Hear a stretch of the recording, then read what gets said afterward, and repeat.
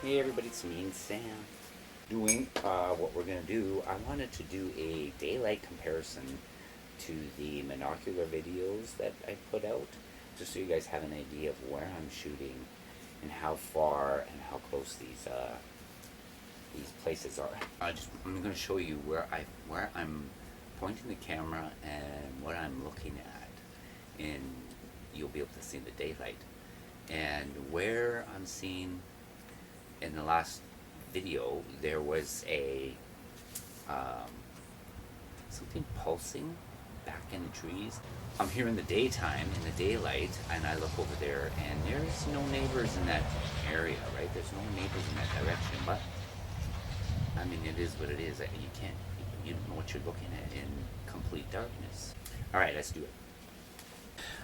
Right now, we are under my awning. I usually have my camera sitting right beside the chair, right?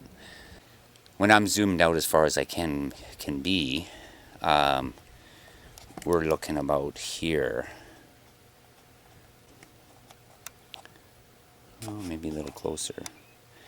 This is my zoomed out with the binoculars when I'm looking at the gifting bowl.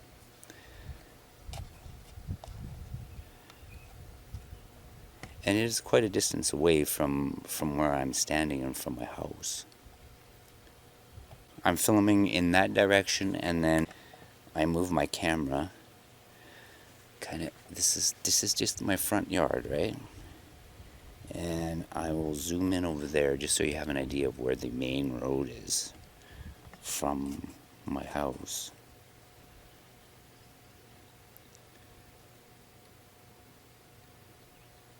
That's the road right there.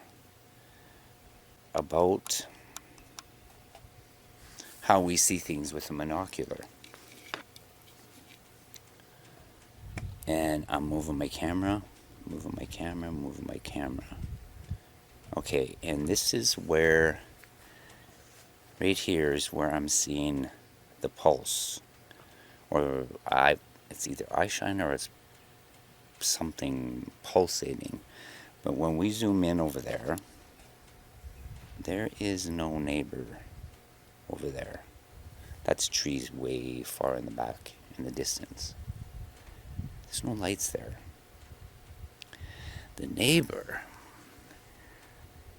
I'll show you where the neighbor is. And see, this is where I'm getting the eye shine and the pulsing lights right in where we're looking right now. Screen center, right there. And if we come back a little bit,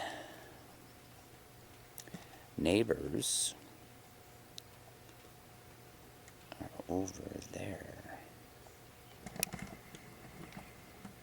If I can zoom in over there, see if I can see how far I can get to their house. That is the neighbors.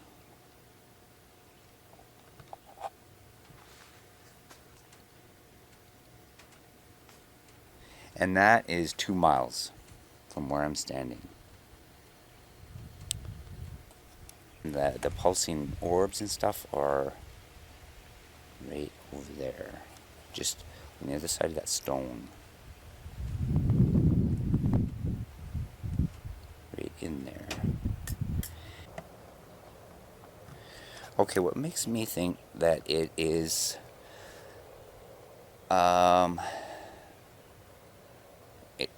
whether it's orbs, Bigfoot, light anomalies, is because it's not always there.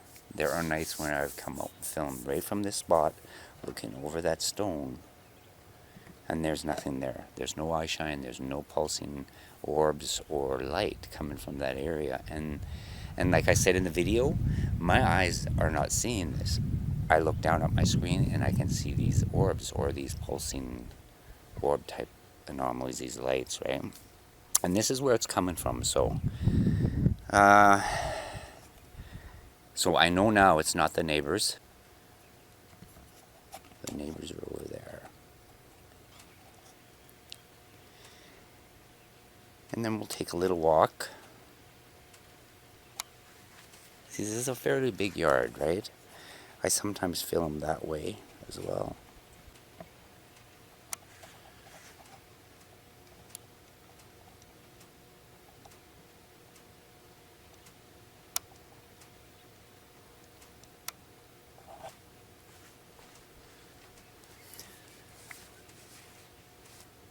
Okay, and so there are times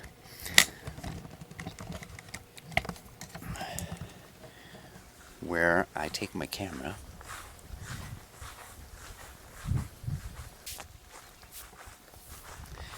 and bring my camera out this way. This is my drive, my lane to the main road. Gifting bowls there. And this is where we film. Down into the southern tree line. We're just comparing this to the Monocular, right? Let's see, maybe that's my zoomed out. And this is where I'm usually scanning. We're looking right into the mid patch. And I think the first Monocular video that I put up, the eye shine, the 3 Bigfoot, I believe there was 3 there that night, and they would have been in between the dead grass that you see in the front here, and we're kind of looking downhill. Camera doesn't do this justice when we're looking up hills or down hills or into ravines. I don't know, it just doesn't have the depth perception that our eyes do. But anyway, what we were seeing in that video was between the dead grass that you see in the front here and the trees far off in the distance down there. Way down there. Would have had to have been the small one, maybe 7 feet, and the tall one that was walking, because it was quite a ways above these the standing dead grass in front here. The eye shine were a good 4 feet above that yet, and maybe it would be a good idea for me to go and walk there just to give you guys an idea. That's what I'll do. Sam and I will go walk over there. And so compare me. I'm 5'8", and well, you'll be able to see there.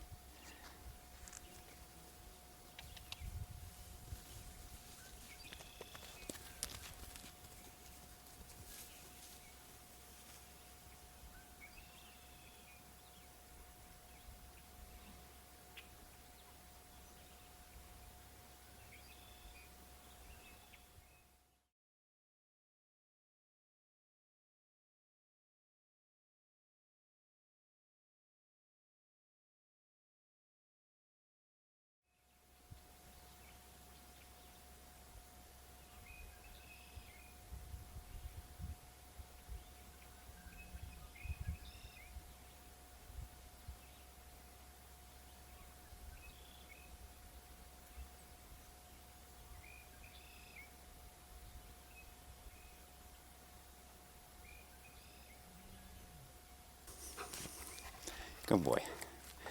Okay, so I hope that give you kind of an idea of what we're dealing with for size with these beings. And I still believe there's a family of 4 here. 3 for sure. A mother and a father and a juvie. But I'm pretty sure twice now I've seen I'm hearing something while I'm talking. Like, I don't know how fast they grow. I don't know if anybody knows how fast their young grow, but that would have been 3 years ago that I seen that small one with, I believe it was her mother, or his mother, and that was far to the west here, but that there is looking into the mid patch, and is where I'm setting up one of my trail cameras. It will be there, it will stay there off and on. I will move it through that area because there's quite a few game trails like all back through in there, right? I thought that might help you out a little bit and just give you an idea of where I'm filming on the property. The Monocular's been all in the front yard. Haven't made it to the north pasture or the backyard or south and west with the Monoculars yet, but as well, the second video, if you go to the Trail Cam channel, episode 2 is up. I did day 2 and day 3 together, kind of compile them together. And go and listen to the I think it's amazing. And I don't believe it's an elk, and I don't believe it's a wolf. I believe it's them. It's the only words I could come up with in the description was a melodic howl, and then there was a grunt back in there, and of course you're going to see the little hoodlum that's trying to get into my into my gifting bowl. I imagine when I get back down there, it might be in pieces, but that's all right. I made it with birch bark and some sticks I got out of the bush here and some old rope that I found. So I'll just make another one. You'll see who I'm talking about if you go there and watch the video. So go there and watch the video and subscribe. I don't have a whole lot of people subscribing to the channel. Like I said though, it's not for everybody, right? And that's kind of why I did that. People lose interest because it takes some patience to watch that kind of content, right? So, but anyway, episode 2 is up. Like I said, I put day 2 and day 3 together, and you'll see some critters and you'll hear some amazing things. And the more response I get on both of these channels, it's like it's incentive, right? It kind of drives me to work a little harder and put the effort in, right? Which I am doing. I mean, it is a lot of work.